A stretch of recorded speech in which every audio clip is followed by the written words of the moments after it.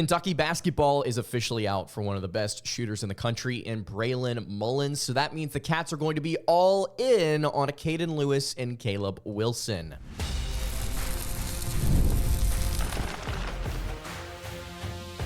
You are Locked On Kentucky, your daily podcast on the Kentucky Wildcats, part of the Locked On Podcast Network, your team every day. All right, what's going on, Big Blue Nation? Welcome on into Locked On Kentucky, your daily Kentucky Wildcats podcast. I'm your host, Lance Dawe, and on today's episode of Locked On Kentucky, we are going to be discussing Kentucky basketball and the latest on the recruiting trail. Looks like Kentucky is out for four-star shooting guard Braylon Mullins. They will turn their attention now to the two players that they've been looking at for quite some time, and two players that have been going back and forth with each other on social media about playing together, possibly for UK. Also on today's episode, I want to continue our player preview series with Lamont Butler. He, I believe, is one of the nation's best defenders. I also believe he's one of the nation's best leaders. Going to dive into him later on in the show. Today's episode is brought to you by FanDuel. You can place your first $5 bet and you'll get started with $200 in bonus bets. Guaranteed. You can visit FanDuel.com to get started. Thank you so much for making Locked On Kentucky your first listen every single day. I want to remind everyone out there that we are free and available on all platforms. And if you are watching on YouTube, I would greatly appreciate it if you subscribed to the show. And if you're listening on podcast, I would also appreciate it if you subscribed there as well. All right, let's go ahead and get into it. Kentucky basketball going all in on Acaden Lewis and Caleb Wilson. At least that's what it looks like for now. So in case you didn't see it, Braylon Mullins released his top three after going on a visit to Indiana this past weekend, I should say. And it does not include the Kentucky Wildcats. North Carolina, Indiana, two of the mainstays here in his recruitment. Again, in case you don't know, one of the top shooters in the entire country, UConn in the mix here as well. I think that Mullins has actually improved to 5-star status over on 24/7 Sports, but everywhere else has him still listed as a 4-star. I've continued to say it, and I'll continue to say it even though Kentucky's out of the race. I believe that this kid is one of the best shooters in the entire country. I think that he would be a perfect fit somewhere as a 2-guard. Unfortunately, it looks like Kentucky, with the addition of Jasper Johnson, looking at Acaden Lewis, looking at Caleb Wilson, it seems like the Wildcats are going to shift their attention elsewhere, and it would have been extremely difficult to get Mullins in with all of these high-profile scorers, and I don't think that his family wanted to see him as a secondary option behind somebody like Johnson or Lewis or whoever it may be. So I completely understand the move. I understand wanting to go be the number one guy at your position elsewhere, possibly at Indiana. For Jacob Gowen's sake, I hope he goes to Indiana. UConn, North Carolina, wherever he may end up, I think he's going to end up being great. So unfortunate for the Kentucky Wildcats, but you've got other players that you can go and look at and continue to recruit. In case you haven't really checked in on the show or you haven't checked in on Kentucky basketball recruiting recently, I want to give you a little bit of a refresher. So the Wildcats have picked up two really high-profile prospects, both 5 stars in Malachi Moreno, the center who I believe has an extremely high floor and could pan out to be somebody like a Janai Broome-type player in the SEC later on down the road. I love this pickup for the Kentucky Wildcats. Solid start to the Mark Pope tenure to be able to get this kid. And then you get another hometown kid, both these guys from the state of Kentucky, in Jasper Johnson, an electric 5-star shooting guard that can handle the ball, can shoot from anywhere, extremely confident player. He's got height to him as well at 6'4". He's got length with his arms. He's explosive at the rim. Again, from beyond the arc, he is deadly as well. Just a super fun player to watch in high school, tearing it up right now, if I'm not mistaken, an OTE. There are things that Kentucky is going to try and do to surround him with explosive talent, but him individually, I think that he is an NBA player. He is somebody that's going to step onto the scene and be able to score immediately. What does the efficiency look like? I hope that it's high or at least solid. That's my expectation with Johnson. I don't think I've seen anything from him that would indicate otherwise, but you've got two really, really solid pickups here, and Johnson and Moreno. There has been discussion as to whether or not Kentucky is going to start to add 2, 3, 4, 5 players as freshmen to their 2025-26 team. Right now, I'm under the impression that Kentucky wants 4 or 5, and that's just simply because of the fact that they're going after guys like Acaden Lewis and Caleb Wilson. Could you possibly find a 5th guy down the road if he fits what you want to do? I'm curious to see how the roster shakes out. But right now, as it stands, you're going to have you're going to have Jasper Johnson, Malachi Moreno, Travis Perry, Trent Noah, Colin Chandler, Otega Owe, Brandon Garrison. Those are the guys that you are trying to build around for next season, and that's hoping and anticipating all of those guys end up actually coming back for Kentucky. Does Brandon Garrison come back for a starting center role? If he doesn't, you may have some serious concerns at the 5 spot, at least in terms of experience and physicality next year, with Malachi Moreno being the only true 5 on the roster. Do you expect somebody like Travis Perry to come back who could be a really solid tweener guard for the Wildcats that could end up being a deadly shooter as well as a great distributor? He's somebody that could be a really well-rounded asset that ends up going elsewhere after his freshman season with the Cats. So you've got to try, I think, and maintain all of these guys on roster. Of course, there is also the conversation that we need to have about, just the freshmen and the transfer portal additions and bringing guys back and developing them. Some of these guys, we need to be just straight up here with the guys that are currently on roster: Owe, Chandler, Noah, Garrison, all these guys that are currently here. They may not pan out, right? Some of these guys may need to walk in favor of other talents. And I'm not saying any of them will. I believe that all these guys are going to be great. But that needs to be on our minds here as a possible reality as Kentucky gets closer to the season. Like, hey, we love all of these players, but somebody's bound to be a bad part of the batch here. And it's just a matter of time to try and find out, okay, who doesn't fit well, who fits really well and needs to come back. Regardless, though, on paper, right now it looks like Kentucky needs to get all of these guys back, every single one of them, to add to what could be a very special 2025-2026 team. You get somebody like a Jasper Johnson leading you in your backcourt. You get somebody like Malachi Moreno who can really shore up your center position, and possibly, depending on who you have, if Garrison leaves, who you have at the 5, hey, maybe he could step and be a 5 while somebody else is at the 4. Who knows? We'll see how it goes with Kentucky and the recruiting trail. Let's kind of talk a little bit more in depth here about Acaden Lewis and Caleb Wilson. Before we do that, though, I want to tell you guys about our friends over at 5 Hour Energy. You can grab a 5-hour energy shot to stay alert to watch all of your favorite games, or if you stayed up late to watch that intense overtime game, you can take a 5-hour energy shot in the morning so you can start your day. With 0 sugar and a convenient portable size, it's the perfect pick-me-up for getting stuff done. The 5-Hour Energy website also has flavors galore like watermelon, tropical burst, grape, berry, and there's more flavors there for everyone. I personally love grape, but I would encourage you to try them all, and you can try them all on the website. You have an option to build your own 12-pack or 24-pack. You can choose the flavors, and it's delivered right to your door.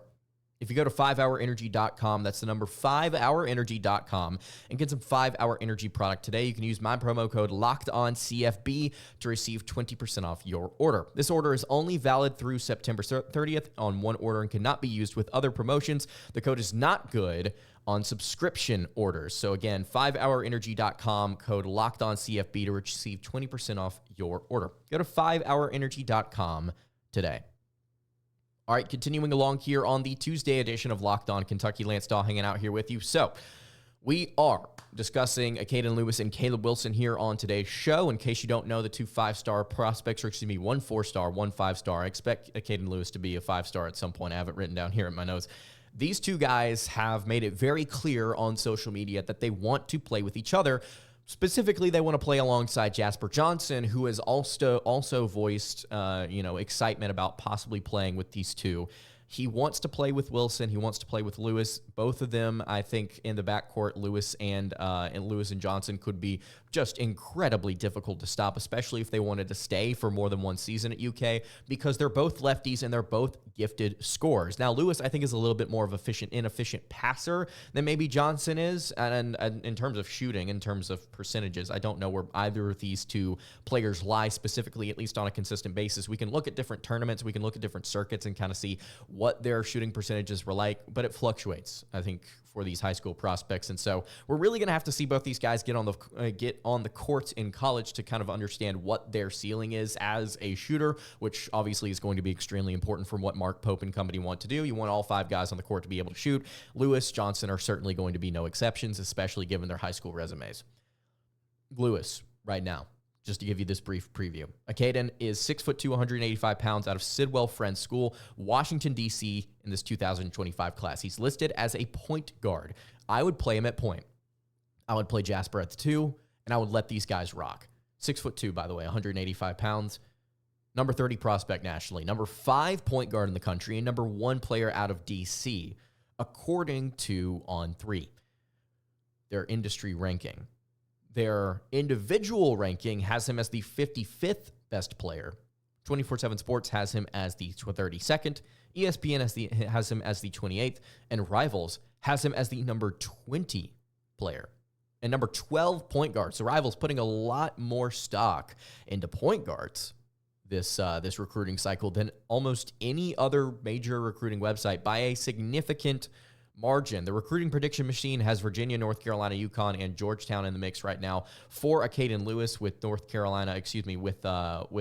Virginia leading the way at 21.8%. I believe this is updated recently to where North Carolina is actually leading with 15.6, and UConn is actually at 13.4. There is a visit coming for Acaden Lewis at some point. He just finished up a visit to UConn, and it's actually funny. Caleb Wilson commented on Acaden Lewis's Instagram post about his visit to UConn. Lewis did not look thrilled in a lot of the pictures, and Wilson noted that. He's like, "You could not look more happy, bro," like being sarcastic. I don't know what the vibe was going on there, but Lewis didn't seem particularly thrilled about the UConn visit, just from his photos. Of course, he may tell you something completely different. We don't actually know what happened, but Lewis is going to visit Kentucky, whether that's within the next couple of weeks, whether that's within the next couple of months, sooner or later, doesn't matter. He's going to get a visit with the Cats at some point here. I think before the end of the year for sure. Kentucky right now, according to KSR, according to Trilly Donovan, according to various other sources online, that may be from Rivals, etc., they all believe that Kentucky is the leader right now for Acaden Lewis. If you're able to get him, it solidifies your 1-2 punch in the backcourt. Again, you go back to questions about whether or not Travis Perry would stay. Does somebody like Colin Chandler, I think actually, does somebody like him end up deciding that he doesn't want to play in such a crowded backcourt and he wants to go somewhere else? He, by the way, in case you forgot, he was one of the best recruits in the country coming out of high school before he decided to go on a Mormon mission.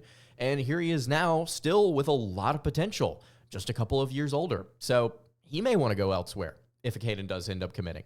But Acaden Lewis, I think right now, alongside Wilson, it's the big 1-2, right? So we've got Acaden. Let's talk for a second about Caleb Wilson, 6'9", 195-pound power forward. This is the big one out of Holy Innocents Episcopal School in Atlanta, Georgia. He is the number 5 overall player, the number 2 power forward, and the number 1 player in the state of Georgia. Auburn currently has the lead here, according to On3's recruiting prediction machine, at 24.5%. Kentucky at 16.2%. North Carolina at 13.9%. 24/7 Sports is the lowest he is rated on any major recruiting site, at number 8 nationally, number 4 power forward, and number 1 player in the state of Georgia. On3's raw player rating has him at number 6. ESPN and Rivals both have him at number 5, number 2 power forward as well. This is one of those players that plays like a combo forward position. He can handle the ball. He can pass. Defensively, he's obviously really solid. He can play inside, outside, and he can shoot. It's funny, if you go to his personal life page on On3 and you want to break down kind of what his game is about, there's a little blurb talking about how he likes to model his game after Nikola Jokic. And this is what he had to say: "I play like a combo forward role. like I just said. I can shoot the three. I can shoot off the dribble. I'm a very good passer. And defensively, I can play the perimeter and interior defense. Wow, it's almost like I read that like 30 minutes ago. He's been my favorite player since his rookie year. I love his passing and his playmaking. He's talking about Jokic here. A lot of people say that is what is best about me. I watch how he comes down the floor, surveys the court, and sets his teammates up. I try and put that in my game. This would be a very special addition to Mark Pope's second team in Rupp Arena. You have the speed and the explosiveness of Johnson. You have the shooting and the moxie of a guy like Acaden Lewis. You have the extremely high floor and calming presence of Malachi Moreno. And then you have a generational talent in Caleb Wilson. Just throw him out there as an extremely versatile power forward. I think Kentucky would be pretty content with all four of those guys. But you could also see them pick up a fifth guy. Again, who is that? I don't know. But it's very clear after Mullins announced his top three, it's clear to everyone, Wildcats are going to start to strongly turn their attention to these two prospects, going all in on both of them. Let me know what you think in the comments below about Acaden Lewis, Caleb Wilson, Kentucky basketball recruiting. I want to wrap up the show here talking about how Kentucky has one of the nation's best defenders, and also I think one of the nation's best leaders. Before we get to that, though, I do want to tell you guys about our friends over at FanDuel. NFL fans, you can start the season with a big return on FanDuel. It's America's #1 sportsbook. When you get a hunch on the middle of the game, you can check the latest stats, you can view live play-by-play, and so much more on the same page where you place your bets. You'll get started with $200 in bonus bets guaranteed when you place your first $5 bet. Actually, right now, it's funny, the Chicago Bears, this is the most interesting line of the week to me. The Chicago Bears are 2.5-point favorites against the Los Angeles Rams, who just went on the road and defeated the San Francisco 49ers, they were at home, but it was essentially a Niners home game if you looked at the shots from that stadium. They beat them. They beat San Fran.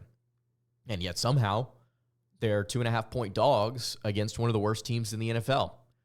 Be an interesting line to check out if you want to go over to FanDuel. It's FanDuel.com. You get started with $200 in bonus bets guaranteed when you place your first $5 bet. Appreciate you guys. And that is FanDuel, America's #1 sportsbook. All right, wrapping up the Tuesday edition of Locked On Kentucky. Lance Dawe hanging out here with you. Let's talk about Lamont Butler. We're continuing our player preview series. We've already discussed Kobe Brea and Jackson Robinson. Today, we're going to preview Lamont Butler as we get closer and closer, less than a month away from Kentucky basketball's first exhibition game. I'm so excited to see these guys finally play in blue and white. And Lamont, I think, is somebody that there's a lot expected of him, both on and off the court.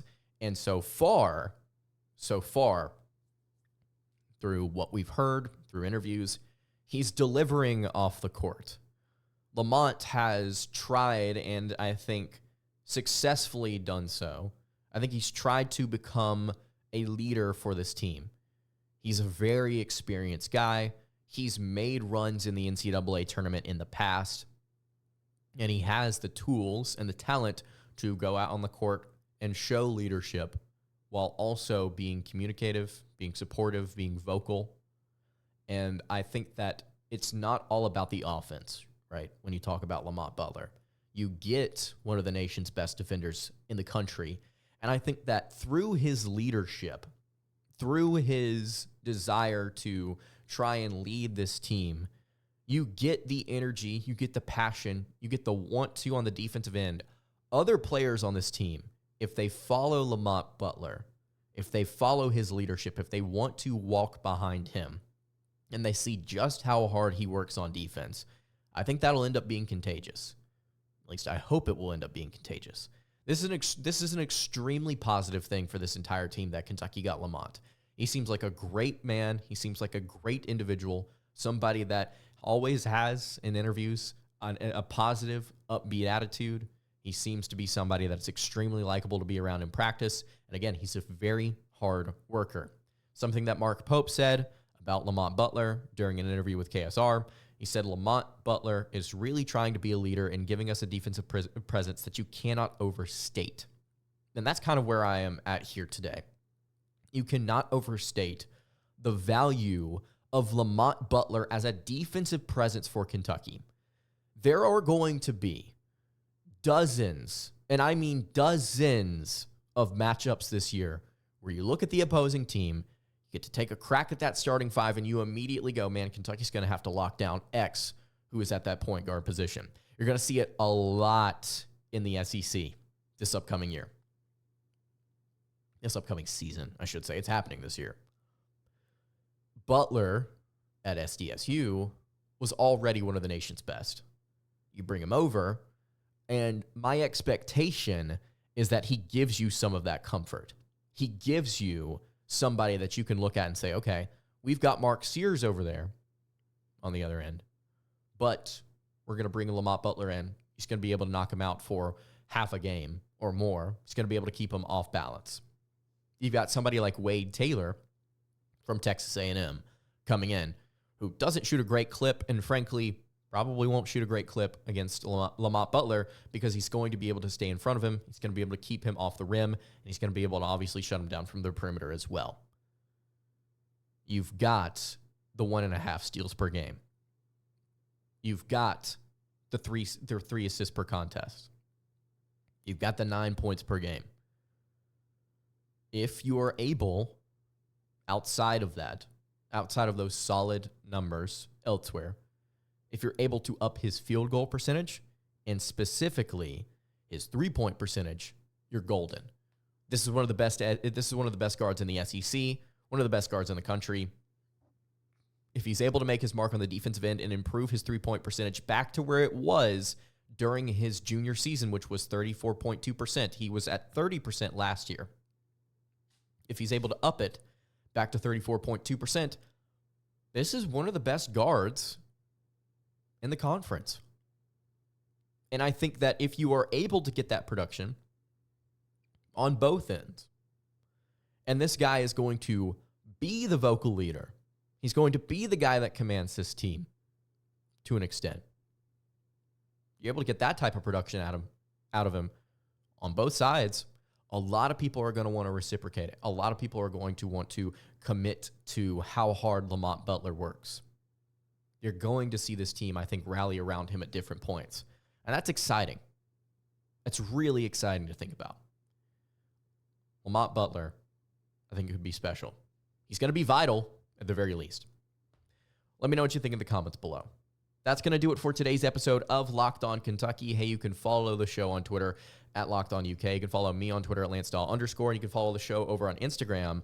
That is at Kentucky Podcast. Any questions, comments, concerns, leave those in the YouTube comments below. Hit me on the socials. I will see you all tomorrow for another episode of Locked On Kentucky. Have a great rest of your day, everybody, and God bless.